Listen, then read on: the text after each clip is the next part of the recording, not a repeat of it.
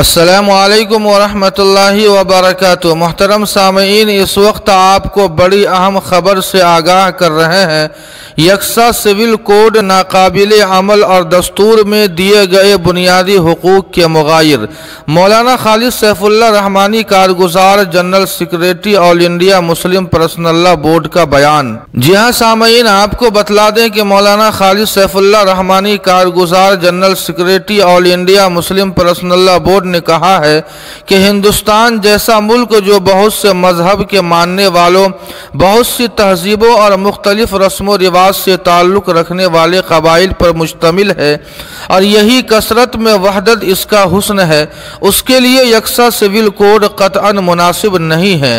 अगर कोई छोटा मुल्क हो जहाँ एक ही मजहब के मानने वाले और एक ही सकाफत के हामिल लोग रहते हों, वहाँ तो यकसा सिविल कोड चल सकता है, लेकिन हिंदुस्तान जैसे मुल्क के लिए ये क़तअन नाकाबिल कबूल और ये दस्तूरी तहफ़्फ़ुज़ात के भी खिलाफ है। दस्तूर ने हर शहरी को अपने मजहब के मुताबिक अक़ीदा रखने, अमल करने और उसकी तबलीग करने की इजाज़त दी है।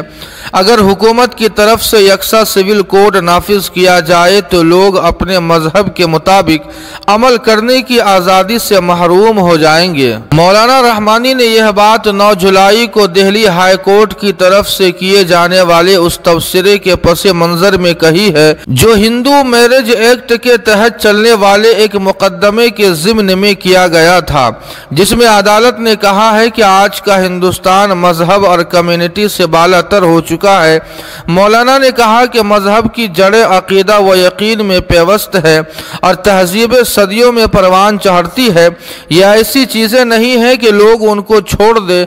हमारे मुल्क में स्पेशल मैरिज एक्ट मौजूद है, लेकिन उसके बावजूद 99% से भी ज़्यादा लोग अपने मजहबी कानून निकाह, सकाफती तौर तरीक़ और कबायली रिवायात के मुताबिक ही शादी करना पसंद करते हैं।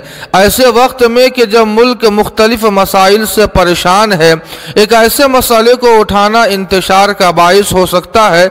इसलिए हुकूमत को चाहिए कि वह दस्तूर के बुनियादी हुकूक को मलहूज रखे और किसी भी तबके पर जोर ज़बरदस्ती से कानून थोपने की कोशिश न करे।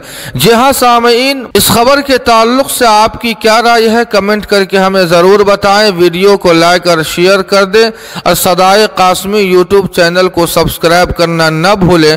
वस्सलामु अलैकुम वरहमतुल्लाह।